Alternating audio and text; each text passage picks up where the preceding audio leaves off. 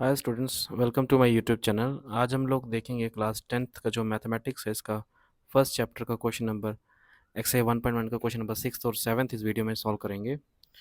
Question कह रहा है एक्सप्लेन वाई 7 into 11 और ये जो नंबर दिया है दोनों नंबर्स इनको कंपोजिट नंबर बताना है हमको प्रूव करके। ठीक है, तो वन बाय वन दोनों को हम लोग लेंगे और प्रूव करेंगे इनको। ठीक है, तो पहला नंबर मैं ले रहा हूँ उसमें।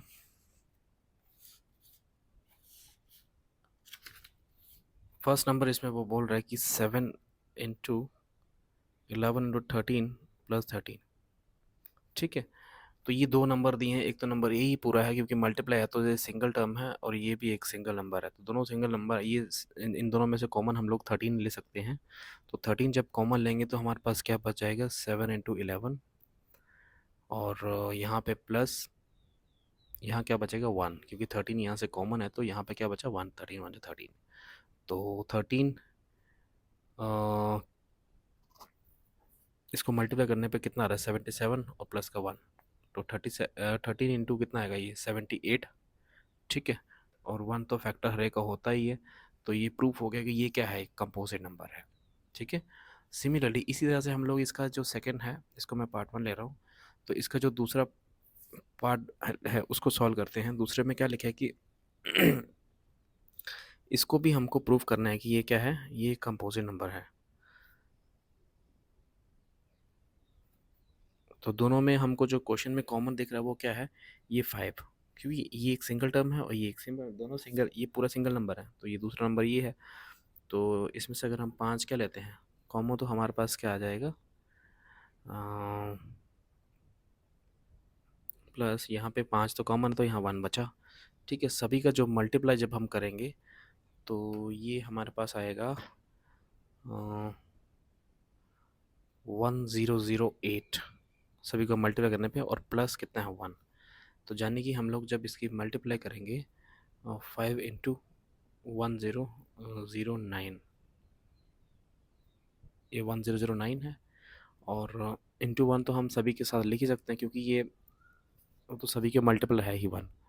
ठीक है, तो इसके भी मोर देन 2 फैक्टर्स हैं, इसके भी मोर देन 2 फैक्टर्स हैं, तो हम बोल सकते हैं कि ये कैसे नंबर हैं, ये दोनों कंपोजिट नंबर हैं। तो हेंस सिंस लिख दो,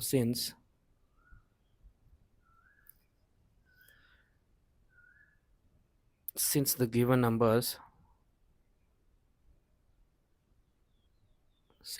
numbers have more than 2 factors, therefore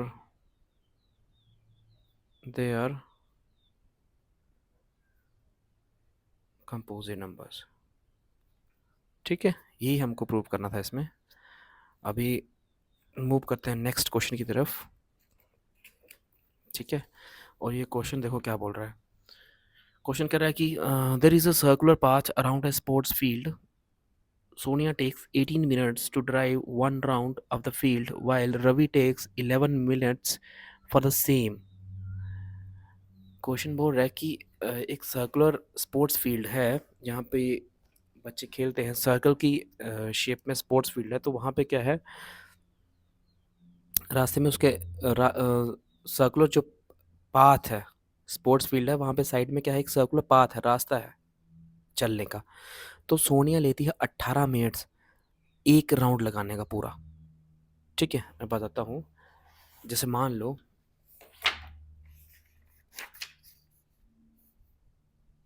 कोई भी सर्कुलर पाथ है, मान लो यहाँ पे सोनिया है। ठीक है, तो यहाँ से ये स्टार्ट होती है और ये पूरा एक चक्कर लगाने में कितना टाइम इसको लगता है, 18 मिनट्स।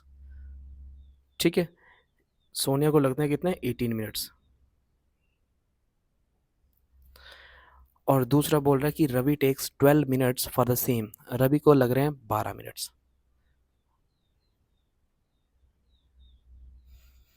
बोला भी उसे suppose they start at the same point at the same time.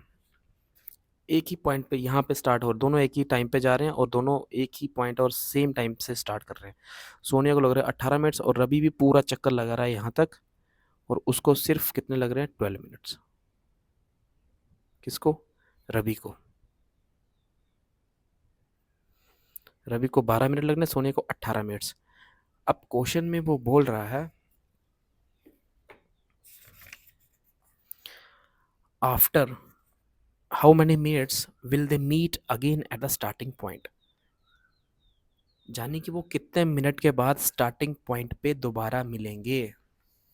ठीक है, तो यहाँ से ये स्टार्ट हो रहे हैं, ये तो इनका टाइम तो आगे पीछे जा रहा है, क्योंकि सोनिया को लग रहा है 18 मिनट, रवि को लग रहे हैं 12 मिनट।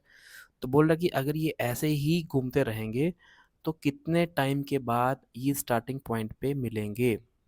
तो जब भी ऐसा क्वेश्चन होगा कि कितने टाइम के बाद वो वापस मिलेंगे या सेम टाइम पे स्टार्ट हो रहे हैं, ठीक है, लेकिन एक को ज़्यादा समय लग रहा है, एक को कम लग रहा है, और अगर उनको स्टार्टिंग पोजीशन पे दोबारा मिलना है तो कितने मिनट में वो मिलेंगे। तो इस तरह का जब भी क्वेश्चन होगा तो वहाँ पे हम लोग निकालेंगे उसका एलसीएम।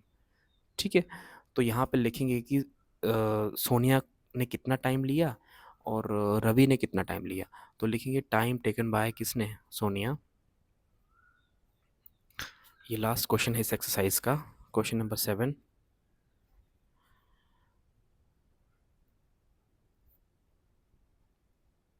टाइम टेकन बाय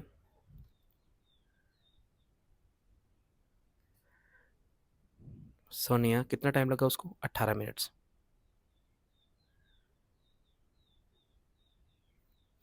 और अभी लिखेंगे टाइम टेकन बाय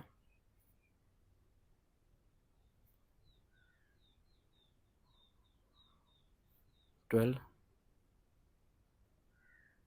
मिनट्स। ठीक है, तो जैसे भी बोल रहा है कि ये एक ही पॉइंट से चल रहे हैं और एक ही टाइम पे सभी चल रहे हैं, सॉरी, एक ही टाइम पे दोनों चल रहे हैं, और पूछ रहे हैं कि after how many minutes will they meet at the starting point. तो स्टार्टिंग पॉइंट पे दोबारा मिलने के लिए वो कितना टाइम लगेगा उनको, यानी कितने मिनट लगेंगे। ठीक है, तो उस केस में दोनों का क्या निकालेंगे हम लोग? LCM.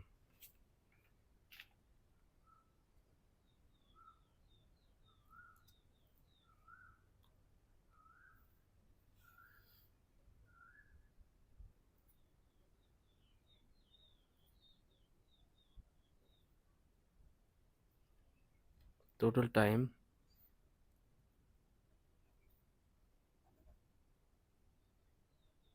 they both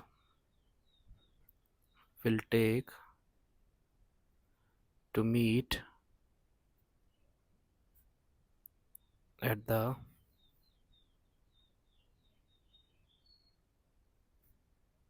starting point. तो उस केस में हम लोग क्या लेंगे इसका? एलसीएम।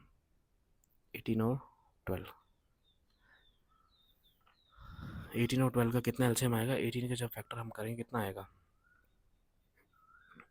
3 जा और 3 बन जा, यानी कि जो 18 के फैक्टर आएंगे वो कितने आएंगे? 2 इंटू 3 इंटू 3, है ना। और दूसरा कौन है? 12। 12 को सिंपली हम क्या लिख सकते हैं?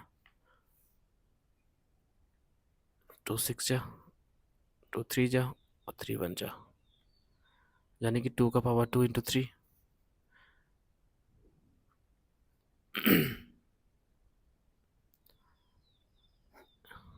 इसको लिख ही लो ऐसे। 18 के फैक्टर जो आए वो कितना है?